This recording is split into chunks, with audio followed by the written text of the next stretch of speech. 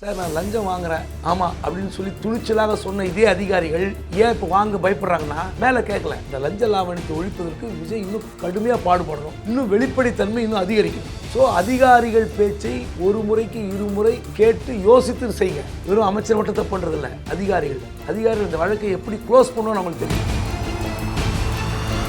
பிடித்த பத்திரிகையாளர் சந்திங்க ரிகர்சல் மாதிரி கூட எடுத்துக்கிட்டு இன்னைக்கு டிஜிட்டலில் எல்லாரும் மக்கள் ரீச் ஆகும். நீங்கள் ஒவ்வொரு மீடியாவை கூப்பிட்டு கூட பேட்டி கொடுங்க, மாஸ்க் கொடுங்க. சட்டமன்றத்தில் லைவ் போயிட்டு இருக்கு. விஜய் பேசுவாரா பேச மாட்டாருன்னு விஜய்க்காக காத்திருக்கிற ஒரு கூட்டம் இருக்கு. ஜென்சி கூட்டம், பெண்கள் கூட்டம், அசம்பிளி இது வரைக்கும் பார்க்காத ஒரு கூட்டம் அசம்பிளி பார்த்துட்டு இருக்கு. இந்த இடத்துல நீங்க பேசுறதுக்கு என்ன தயக்கம்? பேசுவேன், பேசக்கூடாதுலாம் ஒன்றும் இல்லை. இடைத்தேர்தலையாவது சில பேருக்கு நல்லது நடக்கணும்ல. வெற்றி வீடு திட்டம் முதல் ஆண்டிலேயே 70,000 வீடுகளுக்கு ஒப்புதல். ரூபாய் 3,500 கோடி ஒதுக்கீடு. Introducing Growth Guarantee Homes from MP Developers. Trust forever. Ashwin sweets and snacks ப்ராடக்ட்ஸை நீங்களும் உங்க ஏரியாவில் உள்ள சூப்பர் மார்க்கெட்டுக்கு டிஸ்ட்ரிபியூட் செய்ய கால் பண்ணுங்க 9443966765. ஊழல் குற்றச்சாட்டெல்லாம் கம்மியாக இருக்குது அப்படின்னு பேசப்பட்டு இருக்கு. அதே நேரத்தில் இப்போது நயினா நாகேந்திரனாக இருக்கட்டும், அண்ணாமலையாக இருக்கட்டும், எங்கள்கிட்ட ஆடியோ டேப் இருக்குது, அமைச்சர்கள் 3%, 4% கமிஷன் கேட்குறாங்க அப்படின்னு சொல்லி நீங்கள் எப்படி பார்க்குறீங்க இந்த விஷயத்தை? இந்த கேள்விக்கு நான் பதில் சொல்கிறேன். அதுக்காக நான் விஜய்க்கு ஜாலரா அடிக்கிறேன்னு முத்திரை குத்தாதீங்க. நான் முதல்ல இதை சொல்லிடுறேன், ஒரு டெம்ப்ளேட்டாக சொல்லிட்டு தான் இந்த உள்ளே போகிறேன். 50-60 வருடமாக லஞ்சத்தில் ஊறி திளைத்த தமிழ்நாடு. 2% ஆரம்பிச்சிருக்கோம் ஊழல் 70களில், இல்லை 1% ஆரம்பிச்சிருக்கோம். கடைசியில் திமுக ஆட்சி முடியும் போது 33% ஊழல். அதிமுக ஆட்சியில் வாங்கிய 15-16% ஊழலை 8% குறைப்பார் ஸ்டாலின். போதும் என்ற அளவுக்கு பணம் இருக்குது திமுக அறக்கட்டளையில். 10,000 கோடி இருக்குது. 15 தலைமுறைக்கு 20 தலைமுறைக்கு உட்காந்து சாப்பிட்டா அந்த குடும்பம் தான் அந்த கட்சி. யாருக்கும் மாற்றுக்கிறது கிடையாது. அப்படி இருக்கும்போது ஊழலை குறைக்க வேண்டும் என்று மு.க. ஸ்டாலின் விரும்பவில்லை. சும்மா உட்காந்துருந்தார், வேடிக்கை பார்த்தார். இன்னும் வெளிப்படையாக குற்றம் சாட்டுறேன், அந்த ஊழலுடைய சதவீதத்தை குறையுங்கள் என்று கோரிக்கை வந்தபோது கூட குறைக்கலை, விட்டார். அப்படிப்பட்ட ஒரு தமிழ்நாட்டில் கடந்த 2 திராவிட கட்சிகளும் லஞ்சத்தில் ஊறி திளைத்தது. 2 திராவிட கட்சிகள், தமிழ்நாட்டு மக்களும் அதுக்கு ஒரு காரணம். மக்களும் இந்த லஞ்சத்துக்கு ஒரு காரணம். ஒன்று, இப்படிப்பட்ட ஊழல் மிகுந்த இந்த நாட்டில் ஒரு ராத்திரியில் 50-60 சோதனையை ஒரே நாளில் மாற்றிட முடியுமா? படிப்படியாக மாற்றணும். அதுக்கான முயற்சியில் விஜய் இறங்குகிறார் என்றால் நம்ம வரவேற்கணும். ஒன்று, நான் 2-3 உதாரணம் சொல்கிறேன். எனக்கு தெரிந்த ஒரு தொழிலதிபர் ஒரு லேண்ட் ரிஜிஸ்ட்ரேஷனுக்கு போகிறார். லேண்ட் ரிஜிஸ்ட்ரேஷனுக்கு போனோடனே வழக்கமாக ஒரு 60,000 1 லட்ச ரூபா அந்த பத்திரப்பதிவுக்கு வாங்குகிற சப் ரிஜிஸ்டர் எதுவுமே வாங்கலை. அப்புறம் கடைசியில் ஏதோ கொடுங்க அப்படின்னு கேட்குற அளவுக்கு கொண்டு வந்ததே மிகப்பெரிய சாதனை. இல்லைன்னா டிமாண்ட் பண்ணுவாங்க, இது 60,000 கொடுங்க, 1 லட்சம் கொடுங்க அப்படின்னு அந்த ரைட்ரு எழுத்தரே அவர் புரோக்கராக மாறி வாங்கி கொடுப்பார். இதுதான் நடந்து கொண்டிருக்கிற நடைமுறை. அது மாறி இருக்குது. ஒன்று. ரெண்டாவது, நம்ம அலுவலகத்துக்கு நம்ம பார்க்கறதுக்கு ஒரு நண்பர் வந்தார். அவர் ஆட்டோவில் வந்தார். அந்த ஆட்டோ டிரைவர் சொல்கிறாரு, எஃப்சிக்கு 3,000 ரூபா லஞ்சம் கேட்பாங்க. ஆட்டோக்கு ஃபுல் கண்டிஷன் சர்டிஃபிகேட்டுக்கு 3,000 ரூபா. 125 ரூபா ஆன்லைன் ஃபீஸ் கட்டினேன் சார், எனக்கு சர்டிஃபிகேட் கொடுத்துட்டாங்கன்றார். இது 2வது சான்று. நான் அதுக்காக தமிழ்நாட்டில் லஞ்சமே இல்லை, யாரும் வாங்கலைன்னு சொல்ல, லஞ்சம் குறைந்திருக்கிறது என்பதற்கான உதாரணத்தை சொல்கிறேன். அதே மாதிரி ஒரு இஸ்லாமிய நண்பர் வாக்கிங்கில் சொன்ன தகவல், அவருடைய மகளுக்கு திருமண பதிவுக்காக சப் ரிஜிஸ்டர் ஆஃபீஸுக்கு போகிறார். வழக்கமாக திருமணத்துக்கு போனால் ஒரு 5,000 ரூபா அந்த அலுவலகத்துக்கு செலவுக்கு கொடுப்பாங்க. 150 ரூபா ஆன்லைன் ஃபீஸ், 1 ரூபா லஞ்சம் வாங்கலைன்னார்.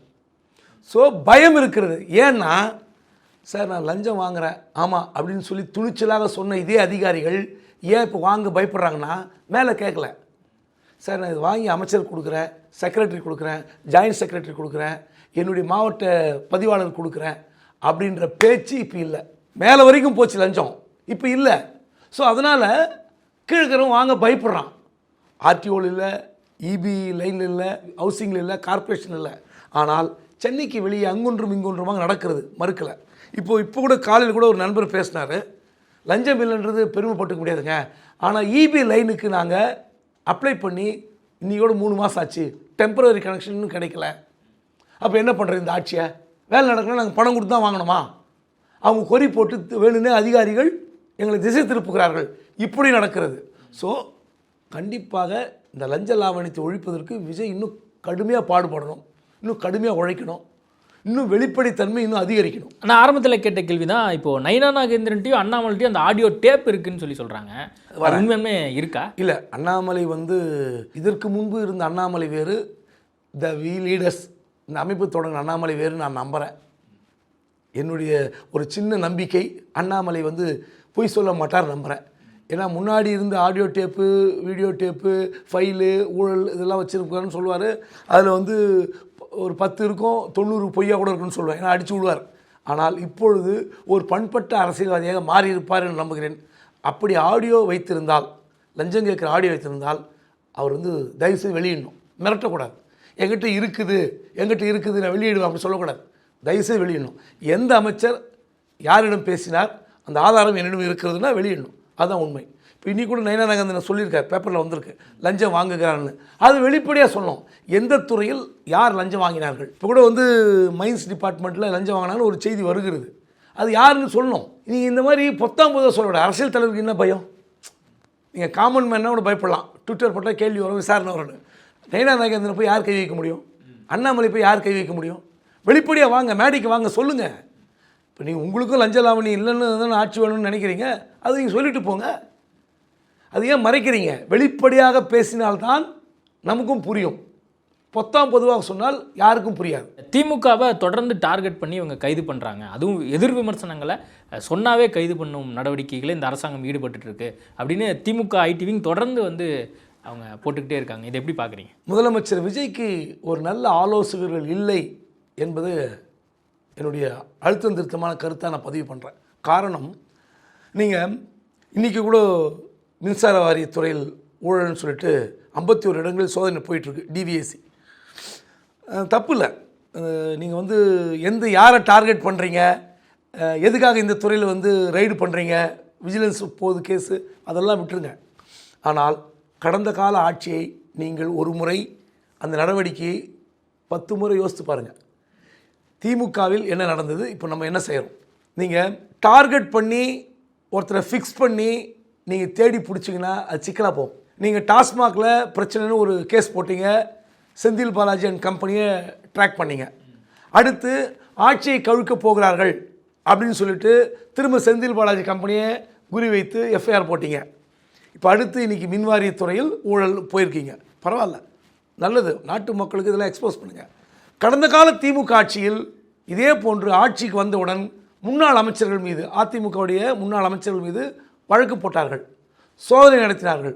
எத்தனை முறை? ஒரு முறை இல்லை, சில அமைச்சர்களுக்கு 2 முறை 3 முறைலாம் டிவிஎஸ்சி ரைடு போச்சு. என்னாச்சு? குற்றப்பத்திரிக்கை கூட தாக்கல் பண்ணல திமுகவில். கேலி பொருளானுச்சுல, அந்த செய்கை கேலி பொருளாகி இன்றைக்கு திமுக மீது எப்படி நிற்குது?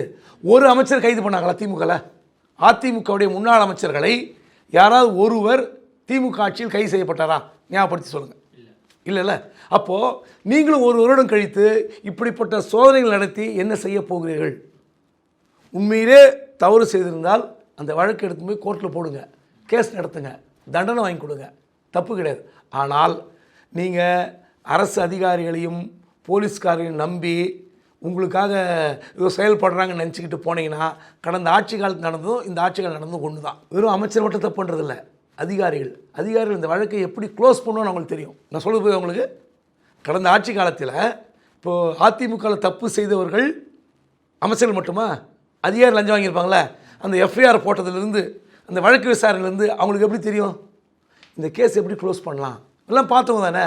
அதனால் நீங்கள் ரைடு பண்ணுங்கள், சோதனை பண்ணுங்கள், கேஸ் போடுங்க, ஆனால் கேலி பொருள் ஆகாதீர்கள். இதுதான் எனக்கு தெரிந்த ஒரு தகவல்.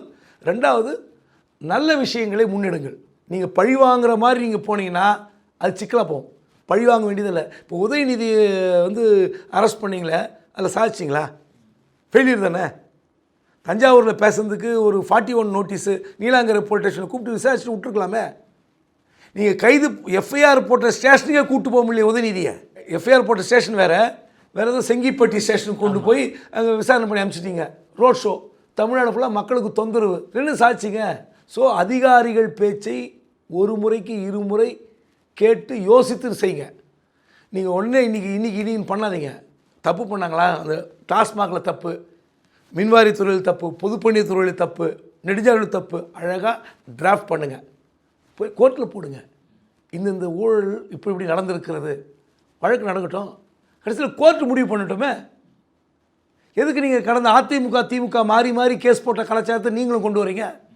நாட்டு மக்கள்கிட்ட கரெக்டான விஷயத்தை எக்ஸ்போஸ் பண்ணுங்கள். பொதுப்பணித்துறையில் என்ன ஊழல்? திருவான்மியூரில் தொடங்கின ஒரு பாலம் உத்தண்டியில் முடிவதற்கு டெண்டர் விட்டாங்க. அது ஹைகோர்ட்லாம் போய் கேஸ் ஆச்சு, சுப்ரீம் கோர்ட் வரைக்கும் போச்சு. அமைச்சர் யார்? திமுகவில் ஏவா வேலு. அந்த கேஸை வந்து ரீடெண்டர் விட போகிறாங்க. சரி, அதில் எவ்வளோ லஞ்சம் வாங்கப்பட்டது? அந்த கம்பெனிக்கிட்ட ஸ்டேட்மெண்ட் வாங்கி கேஸ் போடுங்க, ஏன் காலி பண்ணுங்க, யார் வேணான்னா.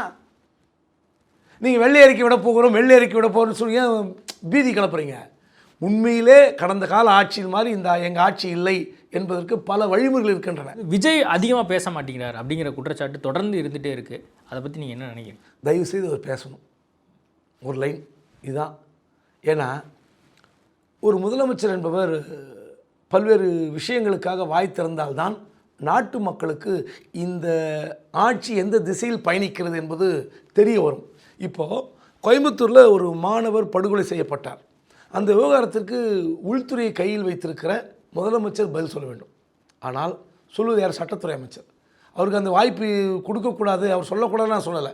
சொல்லலாம், கலெக்டிவ் ரெஸ்பான்சிபிலிட்டி ஆஃப் மினிஸ்ட்ரி, யார் வேணால் சொல்லலாம், நான் மறுக்க மாட்டேன். ஆனால் நீங்கள் சொல்லும்போது நாட்டு மக்களுக்கு சில செய்திகள் சென்றடையும். இப்போ வேலூர் நகராட்சியில் ஒரு பிரச்சனை.